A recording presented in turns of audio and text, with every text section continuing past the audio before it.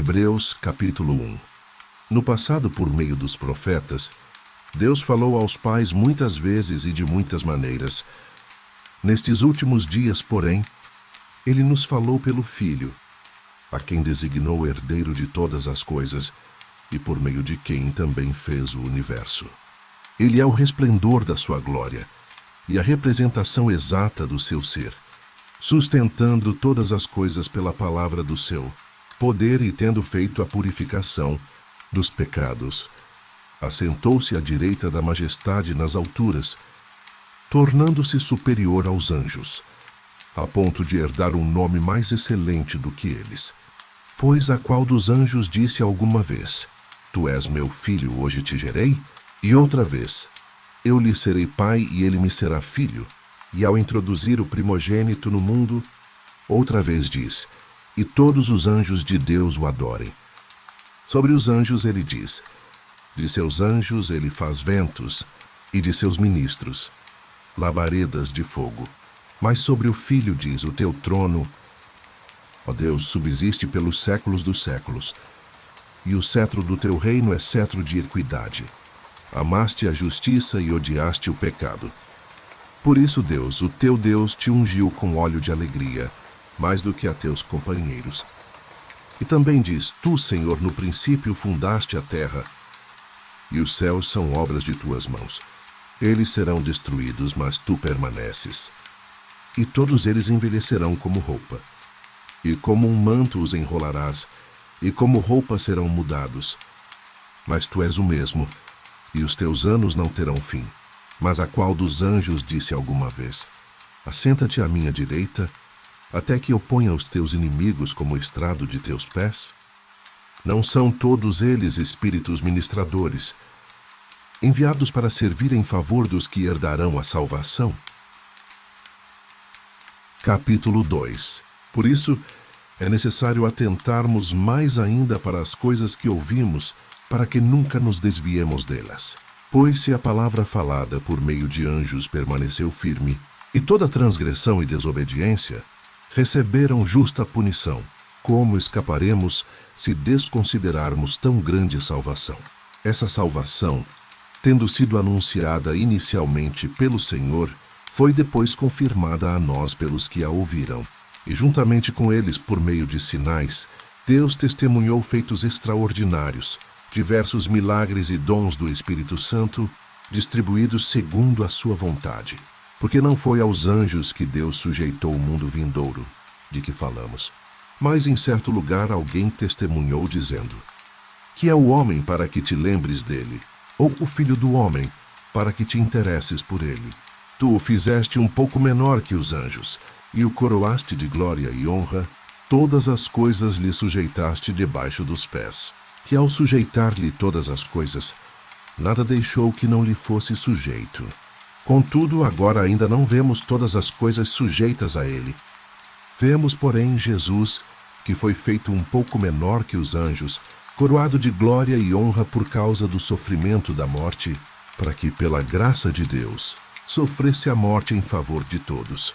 Porque era preciso que aquele para quem são todas as coisas e por meio de quem tudo existe, ao trazer muitos filhos à glória, aperfeiçoasse por meio do sofrimento o autor da salvação deles. Pois todos vêm de um só, tanto o que santifica como os santificados. Por essa razão, ele não se envergonha de chamá-los de irmãos, dizendo: Anunciarei teu nome a meus irmãos. Cantarei louvores a ti no meio da congregação. E outra vez, porei nele a minha confiança. E ainda, aqui estou, e os filhos que Deus me deu.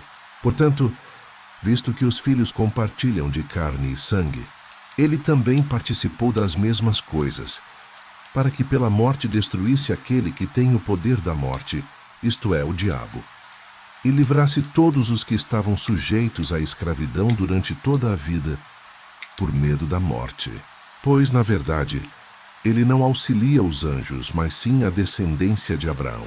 Por essa razão era necessário que em tudo se tornasse semelhante a seus irmãos, para que viesse a ser um sumo sacerdote, misericordioso e fiel nas coisas que dizem respeito a Deus, a fim de fazer propiciação pelos pecados do povo. Porque naquilo que ele mesmo sofreu ao ser tentado, pode socorrer os que estão sendo tentados. Capítulo 3. Portanto, santos irmãos participantes do chamado celestial, considerai com atenção o apóstolo e sumo sacerdote que declaramos publicamente. Ele foi fiel àquele que o constituiu, assim como também foi Moisés em toda a casa de Deus. Pois ele merece uma glória maior do que Moisés, assim como o construtor tem honra maior do que a casa, porque toda casa é construída por alguém, mas quem edifica todas as coisas é Deus. Moisés, como servo, foi fiel em toda a casa de Deus, para testemunho das coisas que seriam anunciadas. Mas Cristo, como Filho, é fiel sobre a casa de Deus, casa que somos nós. Se conservarmos firmes até o fim, a nossa confiança e a glória da esperança. Assim como diz o Espírito Santo, hoje, se ouvirdes a sua voz, não endureçais o coração como na rebelião, no dia da provação no deserto, onde vossos pais me tentaram, pondo-me à prova, ainda que, durante 40 anos tenham visto as minhas obras. Por isso me indignei contra essa geração e disse, estes sempre erram em seu coração, e não chegaram a conhecer os meus caminhos. Assim jurei na minha ira, não entrarão no meu descanso. Irmãos, cuidado, para que nunca se ache em qualquer um de vós um coração perverso e incrédulo, que vos desvie do Deus vivo. Antes, exortai uns aos outros todos os dias, durante o tempo que se chama hoje, para que nenhum de vós seja endurecido pelo engano do pecado. Porque temos nos tornado participantes de Cristo, se mantivermos a nossa confiança inicial firme até o fim, enquanto se diz, hoje, se ouvirdes a sua voz, não endureçais vosso coração como na rebelião. Quem foram os que ouviram e se rebelaram? Não foram todos os que saíram do Egito conduzidos por Moisés e contra quem se indignou por 40 anos? Não foi contra os que pecaram, cujos corpos caíram no deserto? E a quem jurou que não entrariam no seu descanso? Não foi aos desobedientes? Desse modo, vemos que não puderam entrar por causa da incredulidade. Capítulo 4. Portanto, ainda que nos tenha sido deixada a promessa de entrarmos no seu descanso, temamos para que nenhum de vós pareça ter falhado, porque as boas novas também foram pregadas a nós, assim como a eles. Mas a palavra da pregação de nada lhes aproveitou, porque não foi acompanhada pela fé nos que a ouviram. Porque somos nós, os que temos crido, que entramos no descanso, conforme ele disse. Assim jurei na minha ira, não entrarão no meu descanso, embora as suas obras estivessem completas desde a fundação do mundo. Pois em certo lugar ele assim se referiu ao 7º dia, e, no 7º dia, Deus descansou de todas as suas obras. E nesse mesmo lugar diz outra vez, não entrarão no meu descanso. Portanto, visto que restam alguns para entrar, e aqueles a quem antes foram pregadas as boas novas não entraram, por causa da desobediência, determina outra vez certo dia, chamado hoje depois de passado tanto tempo, ao dizer por intermédio de Davi, como já havia sido falado antes, hoje, se ouvirdes a sua voz, não endureçais vosso coração. Pois Deus não teria falado depois disso a respeito de outro dia, se Josué lhes houvesse dado descanso. Portanto, ainda resta um repouso sabático para o povo de Deus.